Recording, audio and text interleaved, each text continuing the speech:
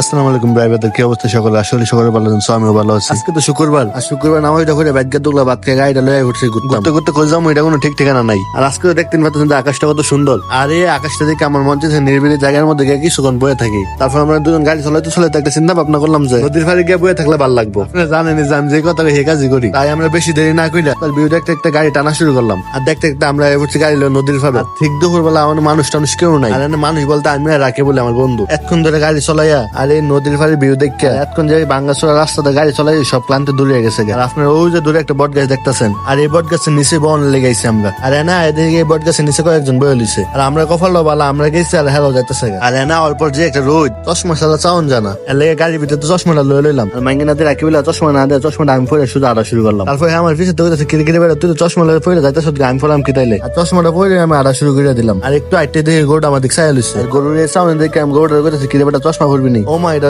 চশমা হয়তো আমি লইছি। এটা চশমা না বের হুঙ্গা শুরু করছে। পরে ডাইরেক্ট আমি আড়া শুরু করলাম। পরে বট গাছে সিঁড়ি ডে নাই হলাম। আর সিঁড়ি এক দূরে ওঠার পরে দেখি কি সুন্দর একটা বাতাস। এতক্ষণ দূর থেকে ভাবছিলাম যে আমরা গাছের নিচে বইয়াম। আর না অনেক লগে লগে আমরা দুজনে শয়তানটি লাড়া দিয়ে লাইছি। আর আমরা ভিতরে শয়তানটি কইতেছে যে তোর নিচে বলে পুষাইতো না, উঠে দেখি যে কথা এই কাছে আমি দৌড় ফুটতে গেছি, রাখি বলে আইসি উঠফুট। আর এই মাঙ্গি নাতি কন্দা উঠবো উঠা হইতাছে না। আর হ্যাঁ বহুত খোঁজাখুঁজির পর গাছের চেপা চাপা কোন রকম ভাবে উঠতে গেছে। পরে দুজনে গাছের ফুটতে আমরা বললাম না অল্প যে একটা রোদ আসলো, গাছে উঠানোর লগে লগে উল্টে হয়ে গেছে। আর এদিকে আমি হাওয়া বাতাসটা অনুভব করতেছি। আর এই হাওয়া বাতাস অনুভব করতে আমার একটা জিনিস মন করতেছে, আমি যে একটা চিকন বেড়া আমার যদি বাতাস ফালাই দেয় গাছ উঠবে তো আমার কি একটা অবস্থা হইব। আর আমি উত্তরটা একবার গাছের আগাটার মধ্যে উঠতে গেছি। আর এখন এই আগাতে নামতে লইলে আমার খবর হইব। আচ্ছা যাই হোক, আমার যাওয়া হইব। আর এদিকে গোলামের ভিতরে দিকে গাছের নিচে বয়ে বয়ে আনা থাকবো। আর এখন থেকে হেরা আমার থেকে শয়তান লাগতেছে। আর হেরে দেখি কতক্ষণ এটা লো যা কতক্ষণ হেঁটে লো যা। অবশেষে হেবো অনেক একটা জায়গা ফেলিছে। আর এই বাতাসের মধ্যে হেবো আর জায়গা ফেলে এন্দা হইতে গেছে। আর হেদ দেখা দেয় আমি এন্দা হইতে গেছি। আর আমি এন্দা হইতে হইতে আরাম করতেছি। আর হ্যাঁ এন্দা পাগল লেগেছে ছবি তুলনের লেগে। পরে আর কি পরে বন্ধুর কথা হইন্য হ্যাঁ ছবি তুলে দোন লাগতেছে নিজের আরাম ব্যাঙ্গা। হ্যাঁ যেহেতু আমার আরাম ব্যাঙ্গে গেছে তো আমি ওকে